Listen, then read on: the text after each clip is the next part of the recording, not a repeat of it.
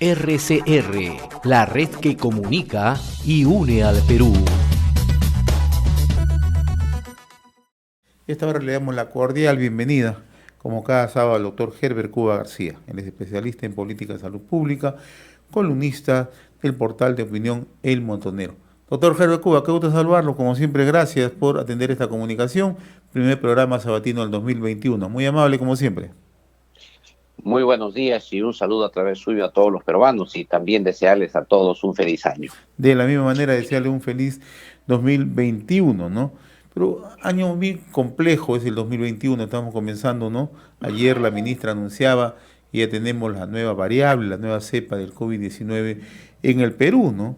El tema de las vacunas ha generado expectativas, ¿no? Pero cuando se habla de cronograma, cuando se habla de el costo de estas vacunas, no tenemos una información exacta, ¿no?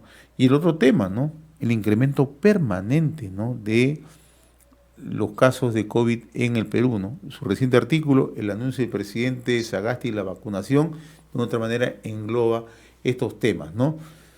¿Cuál es la situación en este momento? ¿Cómo estamos empezando el 2021, ¿no? Es un año nuevo, pero estamos arrastrando naturalmente la situación del 2020 frente al COVID, particularmente en el tema sanitario y de salud, ¿no?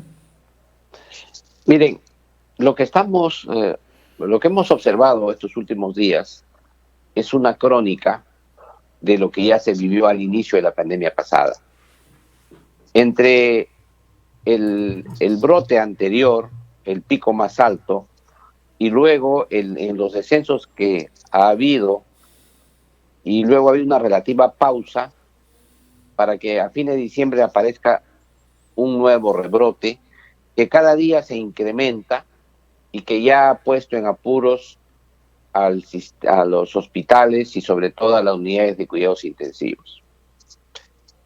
Ese es un primer tema que necesita ser señalado porque no se ha aprovechado esa pausa relativa que se tuvo para fortalecer el primer nivel de atención para evitar la transmisión del virus y tampoco para mejorar la dotación de insumos, equipos y personal en los establecimientos, los hospitales para las camas UCI.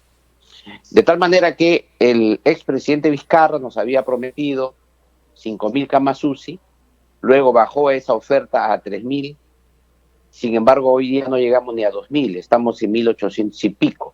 En consecuencia, una misma gestión ministerial ha pasado por 3 etapas de promesas en el tema de las camas UCI. Y hoy día ese es un hecho ineludible que vamos a tener que enfrentar y ya enfrentamos la saturación y el colapso del sistema hospitalario. El segundo tema que es necesario ver también es que ocurrió lo mismo con la vacuna y hemos comprado al final una buena vacuna, creo yo, que es Sinopharm, e inclusive creo que ha sido una buena noticia lo que informó el presidente Sagasti el día 6 de enero de 2021, que ya había logrado el acuerdo con Sinopharm por varios motivos. La primera de ellas es que es una vacuna que se ajusta a las características geográficas de nuestro país. Hay que tomar en cuenta que nuestro país es variado, tiene zonas de selva y tiene sierra alta, y luego también tienes lugares aislados que requieren vacunas que sean fácilmente manejables y que ya la población tenga conocimiento y tenga la forma de hacer el suministro de esta vacuna. Por ejemplo, con la vacuna Pfizer tenías la complicación de usar ultracongeladores de menos 70 grados que solo podían ser instalados en Lima de repente, y no todo Lima, quizá para la zona céntrica de Lima, y también igual pasaba con Trujillo, Arequipa, las grandes ciudades, pero eso no iba a llegar a todo el país. Y el segundo tema, que es una vacuna, que en el Perú se hicieron ensayos clínicos, fase 3, participaron 12.000 peruanos en estos ensayos, con resultados preliminares favorables, y que ya ha permitido que la población conozca cómo se comporta la vacuna. Y el tercer tema que hay que tomar en cuenta, que usa una metodología clásica. Es solamente un virus inactivado, es un virus que ya carece de capacidad de infectar a la persona, pero que sí produce lo que se llama una respuesta inmunológica, que es el tipo de vacunas que siempre se ha utilizado para luchar contra las epidemias. Es un virus que no ha utilizado la tecnología de la genética recombinante, que tanta gente ha hecho en las redes sociales, el terror de la recombinación genética de su ADN, de la población. Eso no interviene porque es solamente un virus inactivado y en consecuencia bastante del pánico que se causó en relación a la vacuna va a ser pasado por alto por este tema. Y el último, y quizá el tema más importante, es que los recursos humanos de nuestro país ya conocen ese tipo de vacunas, saben que se van en sus frigideres y sus termos, y van incluso casa por casa, porque es una vacuna que se puede manejar así y van a lograr y están capacitados para hacerlo con el personal que tenemos. Y yo creo que eso va a ser favorable para que esta vacuna llegue realmente a los sectores más lejanos del país. En esta etapa, sin embargo, hay un problema serio. La oferta que ha hecho el presidente Sagasti, parece ser como parte del contrato, es que solo en el mes de enero de este año nos remitirán 1 millón de dosis, lo que equivale a 500,000 beneficiarios, porque son 2 dosis por persona en un intervalo de 21 días, y que luego, después de aplicar la segunda dosis, hay que esperar 2 semanas para que la vacuna sea efectiva. 500,000 personas que tendría que recibir esta vacuna. La pregunta sería, ¿quiénes van a ser los primeros que van a recibir?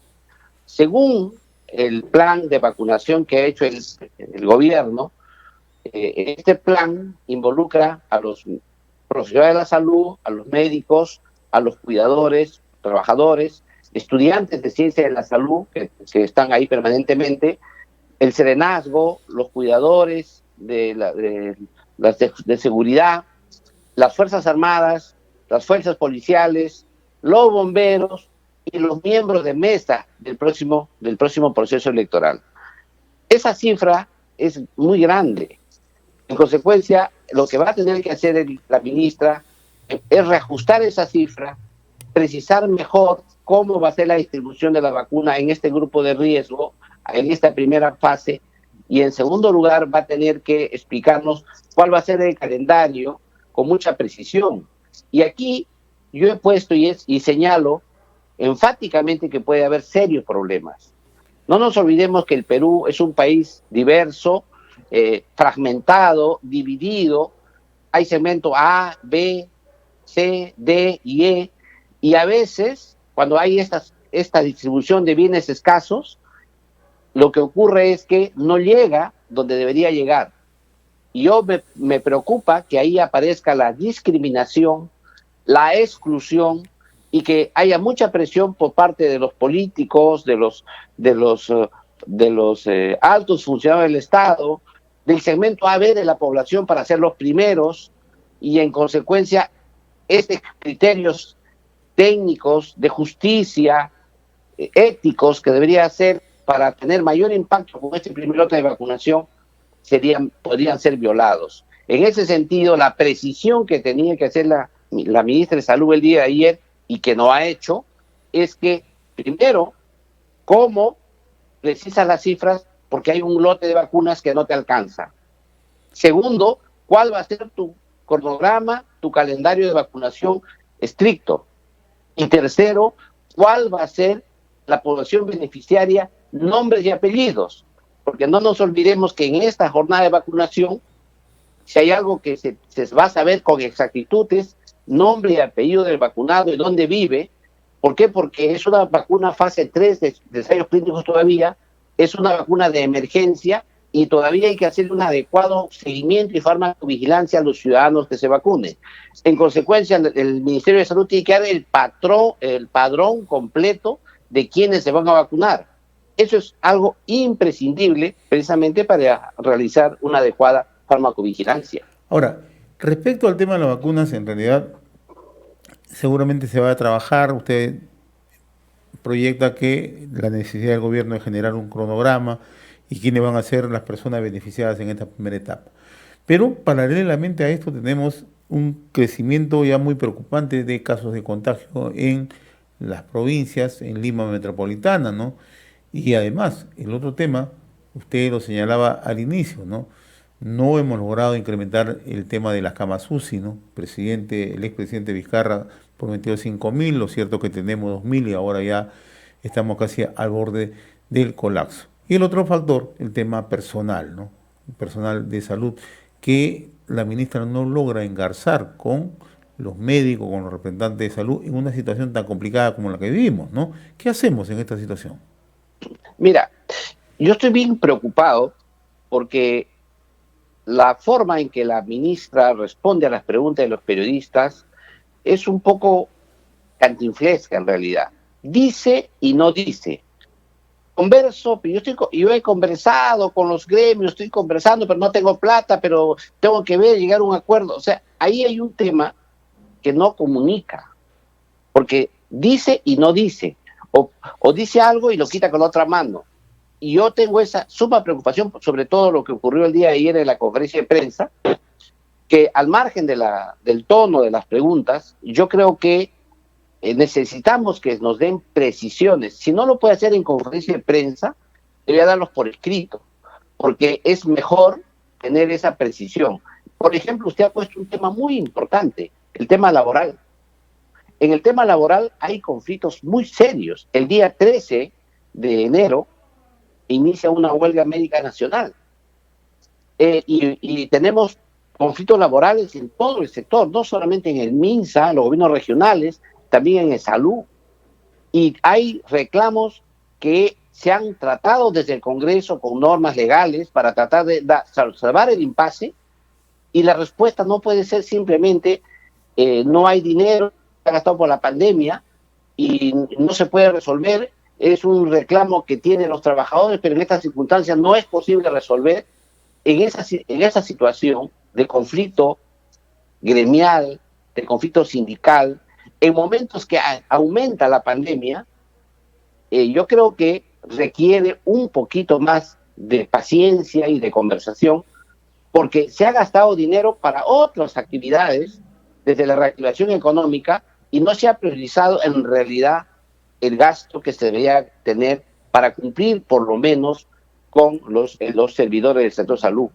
Por otro lado, la ministra ayer también, como dice, esas respuestas que son de ida y vuelta, le han preguntado, ¿hay despidos? Y evidentemente ella ha dicho que no hay despidos. Claro, no ha precisado, no hay renovación de contratos, porque todo el mundo sabe que el 31 de diciembre los contratos culminan. El día 1 de enero ya no están contratados. Entonces lo que ha ocurrido es que ya no hay renovación de contratos, no hay despidos, en estricto sentido no hay despidos. Pero lo que se ha ocurrido es que no hay renovación de contratos, o se han suspendido parcialmente las renovaciones de contratos, o también la explicación que dan los directores es: no puedo volver a contratar porque todavía el Ministerio de Economía y Finanzas no me ha asignado la partida para los nuevos contratos. En conclusión, dice una cosa y ocurre otra cosa. Entonces yo creo que en ese sentido la preocupación que tenemos es que debe resolver los problemas, en primer lugar, en fortalecer el primer nivel de atención. Yo lamento que la ministra diga que el indicador más importante ahora sean las camas UCI. Es increíble. O sea, el indicador más importante es cuántos están al borde de la muerte. El indicador más importante debería ser cuántos contagios he evitado en el primer nivel de atención, cómo he trabajado para cortar la vía de transmisión del virus, cómo he organizado a la comunidad para poder hacer que cambien los estilos de vida y se conviertan en estilos de vida saludables. Esos indicadores nos son útiles a nosotros. Sin embargo, no puede ser posible que el único indicador que vea ella sea el que dijo el indicador más útil, son las camas UCI. Que otra vez se insiste en el mismo enfoque hospitalario y militar y policial, porque ¿qué va a pasar aquí? Hay que controlar a la población. Pero yo creo que ese tema, eso ya lo vimos, ya lo pasamos, ya fracasamos en eso, y persistir en esa estrategia, yo creo que no nos hace nada bien. Yo espero que el gobierno resuelva ese problema, pase al enfoque comunitario, cambie de estrategia. Prácticamente le imploramos de aquí, señores del gobierno, cambien de estrategia, vayamos al enfoque comunitario y trabajemos fuertemente el primer nivel de atención. Doctor Herbert Cuba García, como cada sábado, muy agradecido por su participación en RCR, Red de Comunicación Regional. Como siempre, ha sido grato conversar con usted. Un fuerte abrazo, muy amable. Buen fin de semana. Un abrazo y un saludo más a todos los peruanos. Gracias. Conversamos con el doctor Herbert Cuba García, especialista en política de salud pública, columnista del portal de opinión El Montonero y también columnista permanente los días sábados en RCR, Red de Comunicación Regional. RCR, la red que comunica y une al Perú.